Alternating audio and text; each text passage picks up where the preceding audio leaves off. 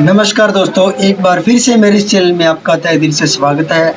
आज जो बात करने जा रहे हैं वो है सुकन्या समृद्धि योजना के बारे में। इस योजना के अंदर आपको काफ़ी सारा लाभ मिलता है और इस योजना की जो पूरी जानकारी है, इसके कुछ नियम हैं। नियमों में हो सकता है कि बदलाव हुआ हो, अगर नहीं हुआ होगा तो भी आपको इस वीडियो को एक बार ज़रूर रिवाइज कर लेना चाहिए, ताकि आपको इसकी जो पूरी जानकारी है सुकन्या समृद्धि योजना के बारे में वो आपको मिल सके। ये सुकन्या समृद्धि योजना एक ऐसी योजना है, इस योजना के अंदर आपके अगर बेटी हुई है और अगर उसकी उम्र अभी भी 10 साल से कम है तो आपको उसके ऊपर काफ़ी सारी जो सुकन्या समृद्धि योजना के अंदर जो स्कीम मिलती है, उसके अंदर आपको जो पैसा जमा करवाना होता है और वो शादी से पहले 18 वर्ष तक की उम्र तक या शादी के बाद आप उसमें काफ़ी सारे ब्याज के साथ उस पैसे को आप ले सकते हो दोस्तों।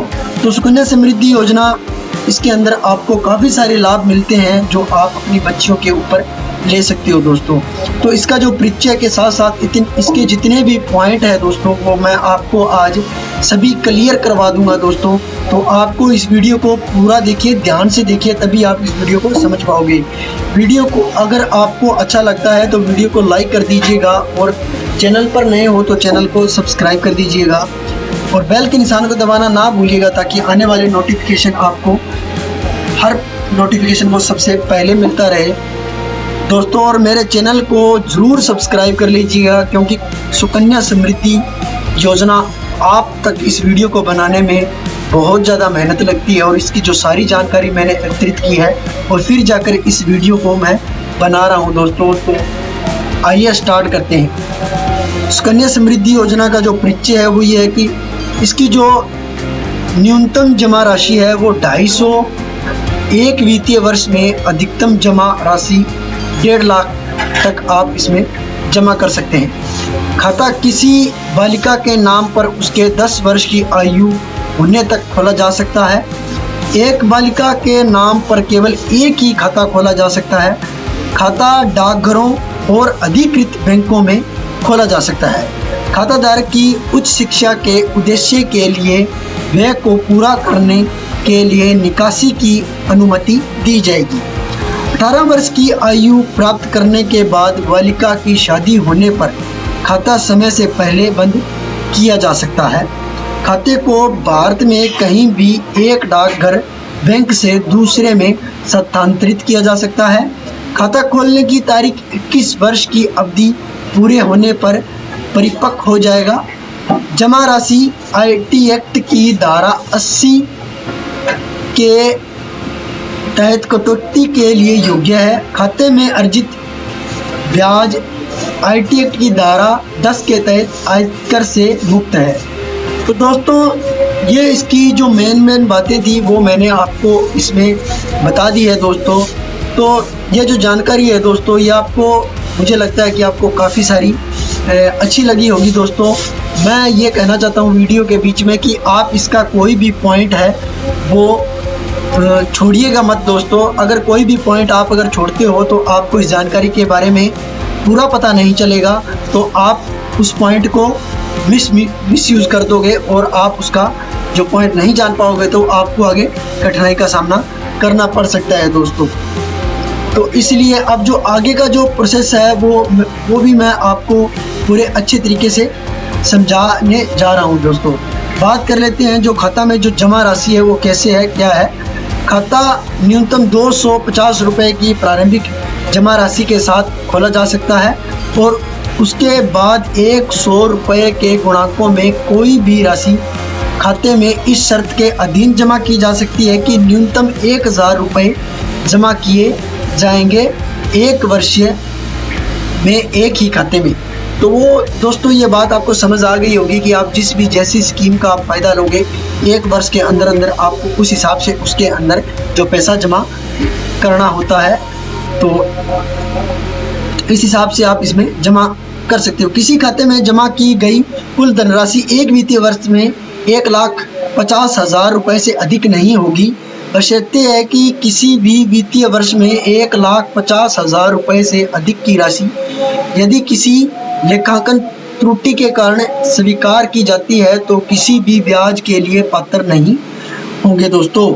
ऐसे खाते को खोलने की तारीख से 15 वर्ष की अवधि पूरे होने तक किसी खाते में जमा किया जा सकता है। एक खाता जिसमें उपनियम में निर्दिष्ट न्यूनतम राशि जमा नहीं की गई उसे डिफ़ॉल्ट के तहत खाता माना जाएगा। दोस्तों, मान लो आपने कोई खाता खुलवाया और उसमें आपने कोई स्कीम ली, लेकिन आप उसमें कोई पैसा जमा नहीं कर रहे हो, तो वो आपका जो डिफ़ॉल्ट के तहत माना जाएगा। ठीक है दोस्तों, अब इसकी बात कर लेते हैं। दोस्तों, जमा की जो तारीख और क्रेडिट की तारीख है, वो क्या सिस्टम रहेगा। खाते में जमा राशि अभिभावक या सब हित लाभार्थी द्वारा की जा सकती है यदि ऐसा लाभार्थी 10 वर्ष की आयु पार कर चुका हो। दोस्तों, जमा किया जा सकता है नकद में या संबंधित डाकघर के पोस्ट मास्टर या संबंधित बैंक के प्रबंधक के पक्ष में चेक या डिमांड ड्राफ्ट द्वारा जहां खाता खोला गया। ऐसे दस्तावेज के पीछे जमाकर्ता द्वारा नाम दर्शाते हुए हस्ताक्षरित एक स्पष्टांकन होना चाहिए। खाता धारक और खाता संख्या जिसमें जमा राशि की जानी है। जमा पर ब्याज आपको देखिए दोस्तों कितना मिलेगा। जमा पर ब्याज सरकार द्वारा आधिकारिक और अधिसूचित दर पर वार्षिक रूप से जोड़ा जाएगा। समय समय पर राजपत्र जारी किया जाएगा और प्रत्येक वित्तीय वर्ष के अंत में लाभार्थी के खाते में निकटतम रुपए में जमा किया जाएगा। ब्याज की गणना कैलेंडर माह के लिए 10वें दिन और महीने के अंत के बीच में जमा राशि पर खाते के सबसे कम शेष राशि पर की जाएगी। दोस्तों, खाते का जो संचालन है वो कैसे है। लाभार्थी खाता धारक के 10 वर्ष की आयु प्राप्त करने तक या लाभार्थी खाता धारक के 18 वर्ष की आयु प्राप्त करने तक खाता अभिभावक द्वारा संचालित किया जाएगा। खाता लाभार्थी खाता धारक द्वारा 18 वर्ष की आयु प्राप्त करने के बाद संचालित किया जाएगा, बशर्ते है कि खाता लाभार्थी खाता धारक द्वारा 10 वर्ष की आयु प्राप्त करने के संचालित किया जा सकता है। अब देखिए दोस्तों, समय से पहले खाता बंद करना ये भी एक बहुत बड़ी परेशानी है दोस्तों कि कुछ होते हैं जो समय से पहले खाता बंद करवाते हैं या कुछ कारण होते हैं जिससे कि समय से पहले हमें खाता बंद करना पड़ता है। अब क्या है कि लाभार्थी खाता धारक की मृत्यु की स्थिति में सक्षम चिकित्सक अधिकारी द्वारा जारी मृत्यु प्रमाण पत्र और खाते में शेष जमा राशि और उस स्थिति का देय ब्याज प्रस्तुत करने पर खाता तुरंत बंद कर दिया जाएगा। मृत्यु का भुगतान अभिभावक को किया जाएगा। यदि खाता खोलने के बाद खाता धारक भारत का गैर नागरिक या अनिवासी बन जाता है तो इस आशय की सूचना अभिभावक या खाता धारक द्वारा डाकघर या संबंधी बैंक में दी जाएगी। जैसे कि मामला हो, खाता धारक की नागरिकता या निवासी स्थिति की ऐसी स्थिति की तारीख 1 महीने की अवधि के भीतर ये सब हो जाना चाहिए। खाता धारक की नागरिकता या आवासीय स्थिति में परिवर्तन की स्थिति में ऐसी स्थिति में परिवर्तन से खाते पर कोई ब्याज अर्जित नहीं माना जाएगा।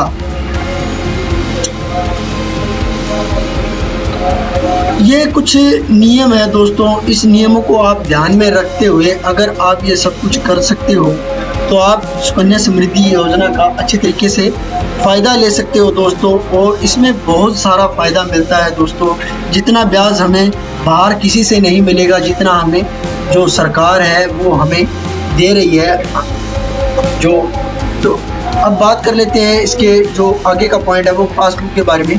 खाता खोलने पर अभिभावक को एक पासबुक दी जाएगी जिसमें खाता धारक का नाम, पता, जन्मतिथि, खाता खोलने की तारीख, खाता संख्या, अभिभावक का नाम और पता खाते के साथ संबंध लिखा होगा।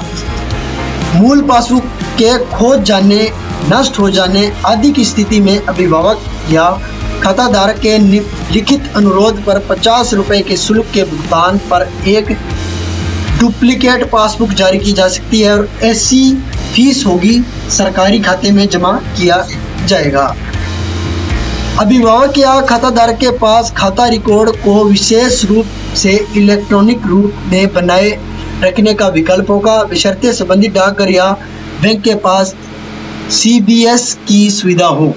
दोस्तों, इस तरह के पॉइंट आपको अच्छी तरीके से सुन लेने चाहिए। अगर वीडियो आप स्किप करोगे तो नहीं सुन पाओगे, बार बार आपको पीछे करके सुनना पड़ेगा। इससे अच्छा है कि आप वीडियो को आराम से ध्यान से सुनिए। एक बार अगर अच्छा नहीं समझ में आता तो आप उसे दूसरी बार देखिए, क्योंकि इस प्रकार की जानकारी आपको शायद ही कोई वीडियो में मिलेगी। मैं ये नहीं कहता कि नहीं मिलेगी, हो सकता है कि मिल जाए, लेकिन ऐसी जानकारी बार बार आपको हर किसी वीडियो में नहीं मिलती। तो दोस्तों, हर पॉइंट को ध्यान से सुनिएगा, तभी आप सुकन्या समृद्धि योजना का जो अच्छे से फ़ायदा ले सकते हैं। खाते का हस्तांतरण के बारे में बात करें दोस्तों, तो खाता भारत में कहीं भी डाकघरों या बैंकों से और डाकघर और बैंक के बीच अभिभावक खाता धारक को हस्तांतरण प्रस्तुत किया जा सकता है। यदि डाकघर संबंधी बैंक के पास सीबीसी की सुविधा है तो हस्तांतरण की प्रक्रिया इलेक्ट्रॉनिक रूप में प्रभावी होगी। दोस्तों, आप करवा सकते हैं। अब जो निकासी है जो हमारा, वो कैसे कर सकते हैं? निकासी के लिए आवेदन के वर्ष से पहले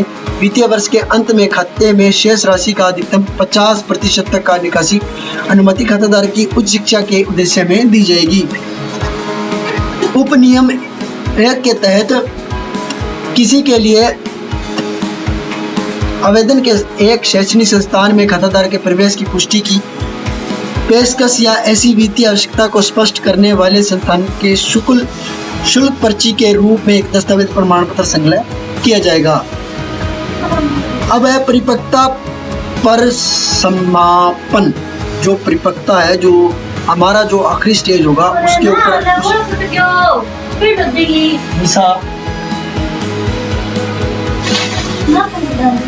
इसका जो आखिरी पॉइंट है, इसका परिपक्वता पर समापन। देखिए दोस्तों, इसमें किस तरह से जो होगा